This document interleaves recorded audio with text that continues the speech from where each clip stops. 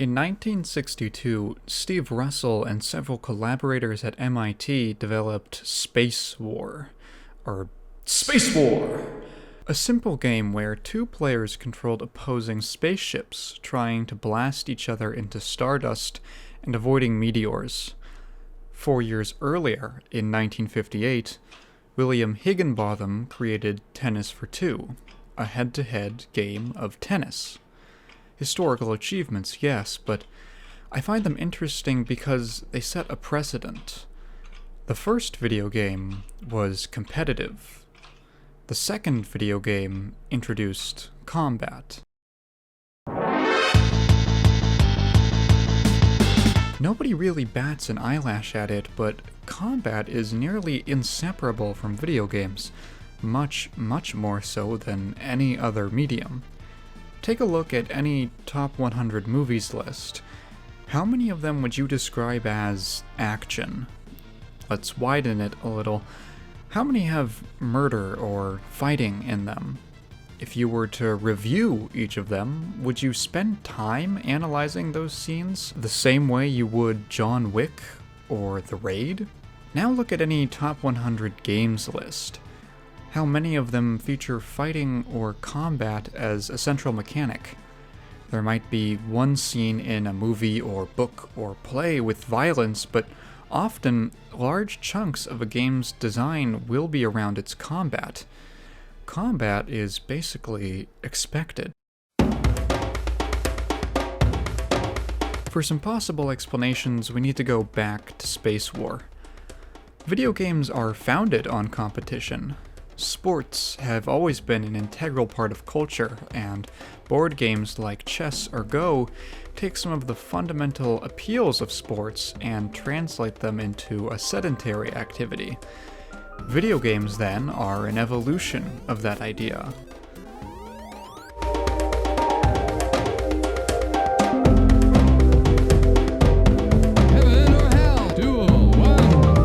Competitive games can take two mechanical routes. The first is that each player is interacting with a game element to reach a win condition. You see this often in things like trivia games, where the contestants are only competing with each other indirectly. For single-player arcade games, the only way to compete with each other was through this kind of leaderboard. The other path is direct competition. The appeal of this can be seen in sports like boxing or chess, because they shift the focus of the game to interacting with the other player.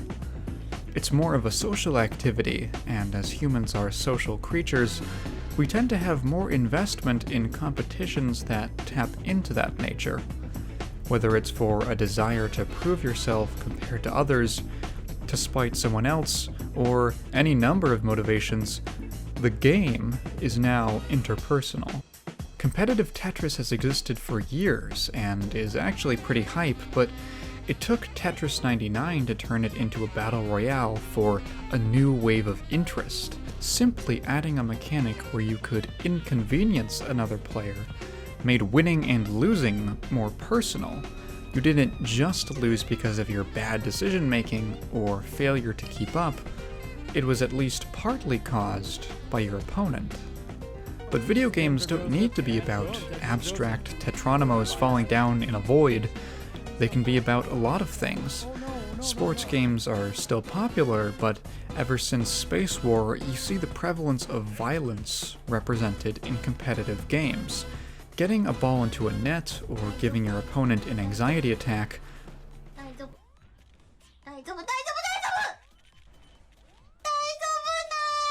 are all well and good, but this is fake reality, so we can push it further.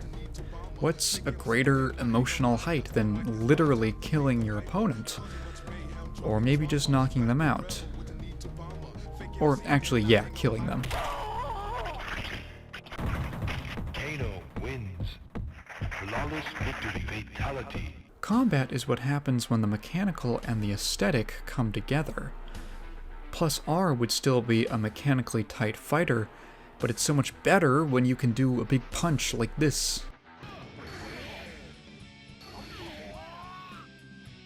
The animations, particles, character designs, sounds, music, all of these aesthetic layers join on top of the mechanics to make the experience into what the developers intend.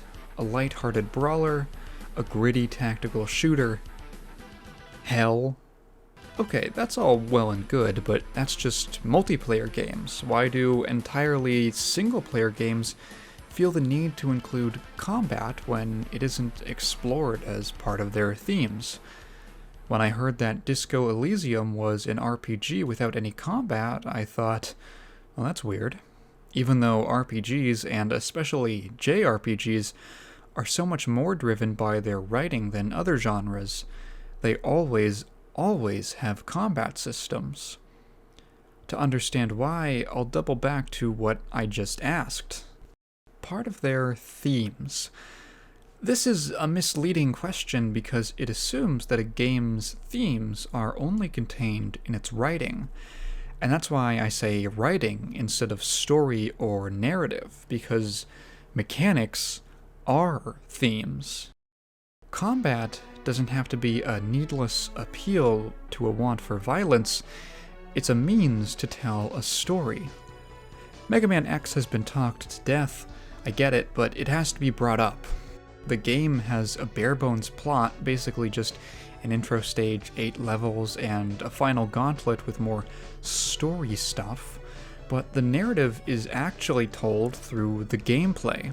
As X, starting weak and inexperienced, seeing 0 as your goal to aspire to, and then becoming tangibly stronger with an arsenal of weapons that lets you deal with all the hurdles thrown your way, then defeating the enemy that you couldn't even touch at the start of the game?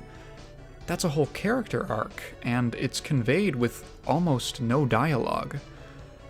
Combat isn't just an aesthetic choice, it's symbolic. You've probably heard of someone beating a disease or having a fight with their parents. These things aren't violent, hopefully, but we frame them as such because it's a struggle. Any writing advice will tell you that stories need conflict. Man versus man, man versus society, man versus nature versus self. These don't have to be actual physical confrontations, but we use the same language. When you hit right and your character walks, and you let go and they stop, that's a visceral connection to a piece of fiction that no other medium is able to offer. There was an uproar when Halo 5 de-emphasized the role of the Master Chief, and it revealed how important he was to so many fans. This is for a character whom even the original creators intended to be a blank slate, a shell. But it's that quality that forged the player's attachment to him. When Master Chief fights through hordes of alien armies, you, the player, are doing it. You've been through trials and tribulations, and the Chief's victories are also your victories. His status as a legend in and out of universe works because it's earned, literally. Characters in other mediums have struggles, but actual fighting is rarer because it usually isn't necessary to tell the story about overcoming them. Video games have the opportunity to make those struggles literal.